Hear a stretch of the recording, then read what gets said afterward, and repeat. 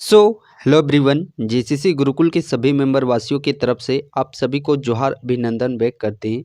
इस प्रकार आप सबों के बीच में एक और बहुत ही बड़ी खुशखबरी, जिसकी वैकेंसी आप लोगों को 2014-15 में देखने को मिली थी, फाइनली कहीं ना कहीं उसका दोबारा से आप लोगों का गजट प्रकाशित कर दिया जा चुका है। और ये जस्ट आप लोग का मंडे 30 दिसंबर 2024 को ये गजट आप लोग का प्रकाशित किया जा चुका है। गजट आखिरकार है क्या? तो ये गजट आप लोग का प्रकाशित किया गया है झारखंड वनरक्षी भर्ती 2025 के संबंध में। तो इस सेशन के माध्यम से हम लोग ये कंप्लीट जानकारी यहाँ पे प्राप्त करने वाले हैं। क्या इसके लिए एडुकेशन क्वालिफिकेशन मांगा जा रहा है, कितनी उम्र होनी चाहिए, क्या हाइट होना चाहिए, क्या इसके लिए प्रोसेस भर्ती प्रक्रिया रिटेन फिजिकल और मेडिकल के क्या प्रोसेस रहने वाले हैं, कितना फिजिकल का होगा, सारी चीज़ों को बारीकी से हम लोग एक सीक्वेंस से देखने वाले हैं। और जिस प्रकार आप देख पा रहे होंगे लगातार गजट प्रकाशित की जा रही है, उम्मीद बस हम लोग का यही रहेगा कि जिस तरीके से गजट प्रकाशित किए जा रहे हैं ये कहीं ना कहीं धरातल पर इसकी वैकेंसियाँ भी, रिजल्ट भी हम लोग को देखने को मिले। जस्ट पहले अभी आप लोग देखिएगा वित्त विभाग के द्वारा एक आप लोग का गजट जारी किया गया है, फिर से होमगार्ड का जारी किया गया था गजट, देन आफ्टर आप देख सकते हैं ये वनरक्षी का गजट प्रकाशित किया गया। तो चलिए फिलहाल हम लोग सेशन को प्रारंभ करते हैं। इस गजट में यदि हम लोग बात करते हैं तो दो भर्ती के रिगार्डिंग यहाँ पे आप लोग को सूचना दी गई है।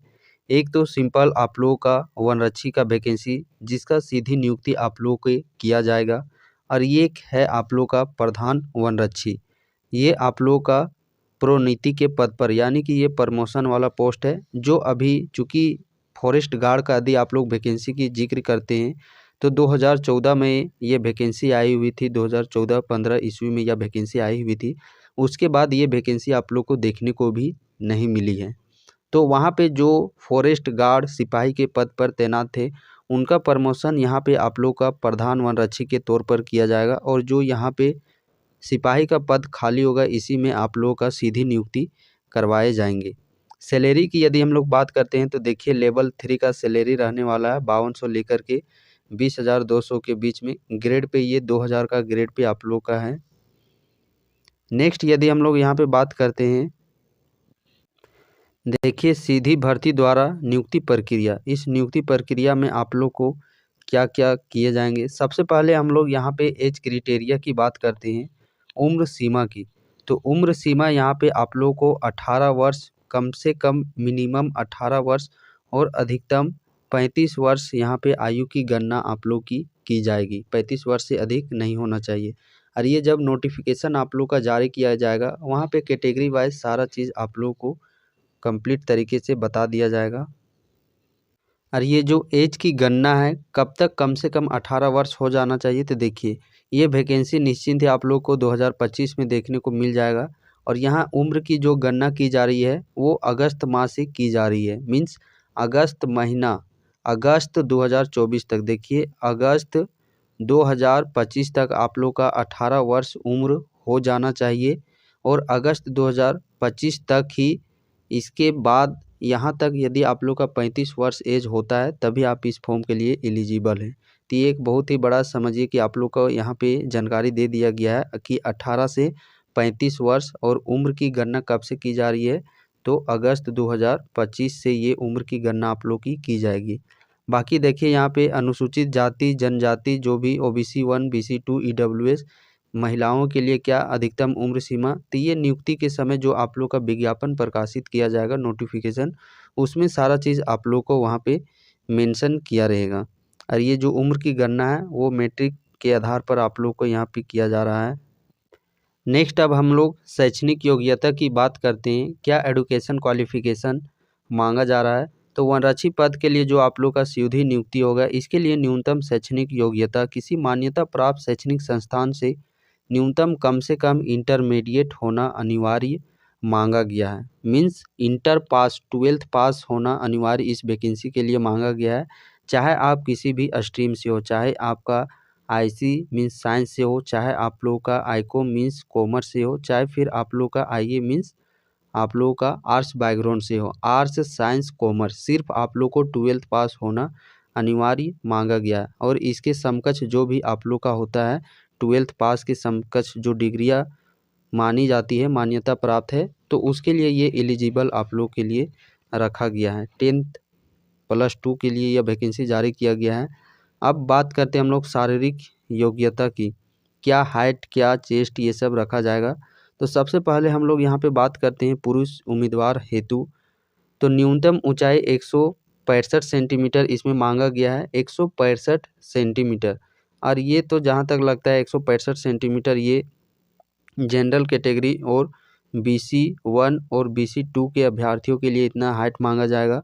वहीं बात करते देखिए अनुसूचित जाति जनजाति उम्मीदवारों के लिए 152 सेंटीमीटर, जो SC ST मेल कैंडिडेट है उनके लिए 152 सेंटीमीटर। चेस्ट की यदि हम लोग बात करते हैं देखिए, जो जनरल BC1 BC2 कैटेगरी से हैं कम से कम 79 सेंटीमीटर होना चाहिए और 5 एक्सपेंशन 79 से 84 के बीच में होना चाहिए। वहीं SC ST का बात करते हैं तो 77 सेंटीमीटर से 81 सेंटीमीटर होना चाहिए। नेक्स्ट अब हम लोग महिला की बात करते हैं, तो महिला उम्मीदवार के लिए देखिए, जो जनरल और जो BC1 BC2 कैटेगरी से बिलोंग करती हैं तो उनके लिए 150 सेंटीमीटर हाइट।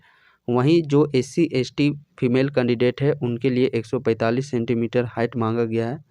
उसके बाद हम लोग बात करते हैं रनिंग की, जो आप लोग का फिजिकल करवाया जाएगा। सो जो मेल अभ्यर्थी हैं, पुरुष अभ्यर्थी देखिए 4 घंटा के अवधि में 25 किलोमीटर कम से कम 25 किलोमीटर का पैदल चलने की क्षमता होनी चाहिए पुरुषों की। 4 घंटा में 25 किलोमीटर चलने की क्षमता होनी चाहिए। वहीं महिलाओं में यदि हम लोग बात करते देखिए 4 घंटा में कम से कम 14 किलोमीटर पैदल चलने की क्षमता होनी चाहिए। और ये जो आप लोग का रनिंग का ये पैदल चलने की क्षमता है, कैपेसिटी, ये इजीली आप लोग कवर कर पाएंगे। क्योंकि आप देखिएगा झारखंड उत्पाद सिपाही आप लोग जब 1 घंटा में 10 किलोमीटर दौड़ सकते हैं, 2 घंटा में मान लीजिए 15 किलोमीटर दौड़िएगा तो ईजिली आप लोगों का 25 किलोमीटर 4 घंटा में पैदल चलने की क्षमता क्वालिफाई कर लीजिएगा। नियुक्ति प्रक्रिया की यदि हम लोग यहाँ पे बात करते हैं तो नियुक्ति प्रक्रिया किस आधार पर आप लोग का करवाया जा रहा है। अरे ये जो नियुक्ति प्रक्रिया जो आप लोग का रहने वाला है वो जिलावार वैकेंसी आप लोग की निकाली जाएगी। जिला वाइज इसका मेरिट लिस्ट आप लोग का प्रकाशित किया जाएगा और जिला वाइज ये वैकेंसी भी आप लोग की निकाली जाएगी। यहाँ पे चयन प्रक्रिया की बात करते हैं तो सबसे पहले आप लोग का लिखित एग्जामिनेशन कंडक्ट करवाया जाएगा और इसका स्वरूप क्या रहने वाला है, तो जो 12th लेवल का JCC कर्मचारी आयोग के सिलेबस में जो आप लोग का है उसी के सिलेबस के अंतर्गत इसका एग्जामिनेशन आप लोग का होने वाला है। और ये सिलेबस का यदि आप लोग को वीडियो चाहिए तो कमेंट सेक्शन में आप लोग कमेंट कर दीजिएगा। इसका एक डिटेल्स वे में सिलेबस के रिगार्डिंग क्या क्या किस टॉपिक से पेपर 1 2 3 भी इसमें है क्या, तो वो सारा चीज़ आप लोग को डिटेल वे में वीडियो बना करके बता दिया जाएगा। कमेंट सेक्शन में आप लोग कमेंट कर दीजिएगा। देखिए सबसे पहले रिटेन एग्जामिनेशन होगी, रिटेन एग्ज़ाम में आप लोग पास कीजिएगा तो उसके बाद एक मेरिट डिसाइड किया जाएगा दौड़ के लिए, शारीरिक दक्षता परीक्षा के लिए। जब आप लोग फिजिकल में भी पास कर लीजिएगा देन आप लोग का अंतिम रूप से मेधा सूची आप लोग को तैयार कर लिया जाएगा और मेधा सूची तैयार होने के बाद आप लोग का ये मेडिकल टेस्ट आप लोग के लिए जाएंगे। तो ओवरऑल इस गजट के माध्यम से सारी जानकारी आप लोग को बता ही दिया गया है। क्या इसके लिए एज होना चाहिए, एज की गणना कब से की जाएगी, क्या आप लोगों के लिए हाइट होना चाहिए, रिटेन एग्जामिनेशन किस तरीके से होंगे, फिजिकल में कितना दौड़, ये सब लिया जाएगा।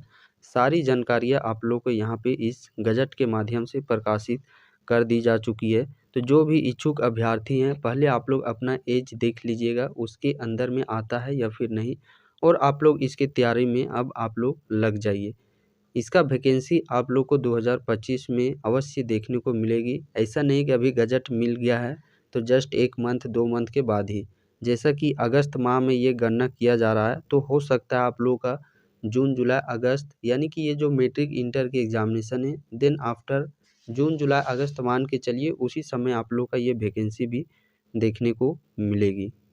और ये भी बहुत ही अच्छा अपॉर्चुनिटी आप लोग को लेकर के आ रहा है, चूँकि ये वैकेंसी बहुत ही दिनों के बाद 2014-15 में वैकेंसी आप लोग की आई हुई थी।